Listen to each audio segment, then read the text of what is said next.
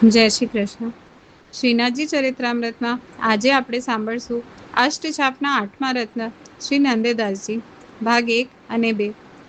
વ્રજવાસીઓની દોણીનો ક્રમ, શોભા ગુજરી તથા લચ્છુ ગુજરીવાળા પ્રસંગો, શ્યામ ઢાક પર દહીં ભાત આરોગવાના પ્રસંગ વગેરેનો સમય વિક્રમ સંવત 1597 થી 1599ની વચ્ચેનો હોવાનું અનુમાન લગાડી શકાય છે. કારણ કે આ તમામ પ્રસંગોનો આધાર લઈને શ્રી ગુસાઈજીએ વિક્રમ સંવત 1600માં શ્રીનાથજીની ઈચ્છા અનુસાર ઋતુના જુદા જુદા શ્રૃંગાર, ભોગ, રાગ, નીગ વગેરેનો ક્રમ વ્યવસ્થિત રીતે બાંધ્યો. વિક્રમ સંવત 1599 કારતક વદ 8ના રોજ શ્રી ગુસાઈજીને ગ્રહ બીજા પુત્ર શ્રી ગોવિંદરાયજીનું પ્રાકટ્ય થયું. એ જ વર્ષના અંત ભાગમાં ભાદરવા સુદ 12ના દિવસે શ્રી ગુસાઈજીએ મથુરામાં ઉજાગર ચોબા પાસે નિયમ લઈ પોતાની માતા સાથે સૌ પ્રથમ વ્રજ યાત્રા આરંભી.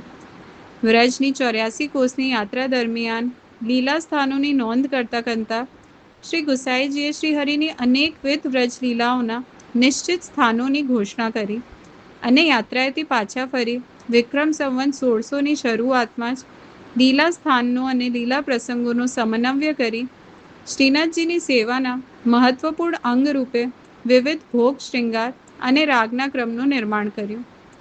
2 વર્ષ પછી ફરીથી એક મહત્વની સંવત આવી, વિક્રમ સંવત 1602 માં શ્રી ગુસાઈજીએ શ્રીનાથજીની 8 સમયની કીર્તન સેવામાં 8 સંગીત યજ્ઞોની નિમણૂક કરી અને વિધિસરના અષ્ટછાપ મંડળની સ્થાપના કરી.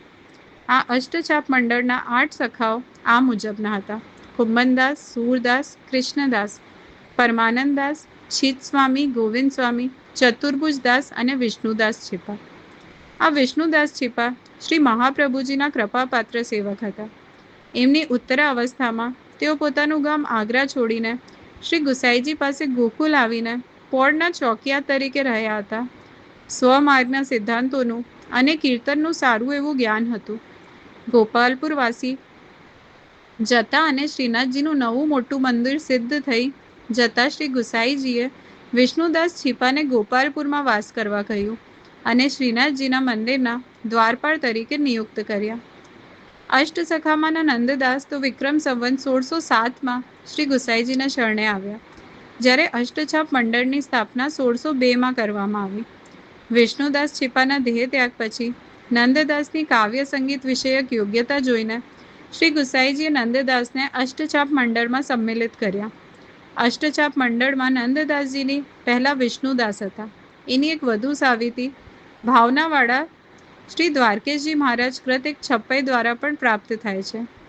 એ છપ્પઈ આ મુજબ છે: સૂરદાસ સો તો કૃષ્ણ તોક પરમાનંદ જાનો, કૃષ્ણદાસ સો ઋષભ છીત સ્વામી સુબલ બખાનો, અર્જુન કુંભનદાસ ચત્રભુજ દાસ વિશાલા, વિષ્ણુદાસ સો ભોજ સ્વામી ગોવિંદ શ્રી દમાલા. अष्टछाप 8 सखा श्री द्वारकेश परमान, जिनके कृत गुण गान करी निज जन होत सुजान. जय श्री कृष्ण.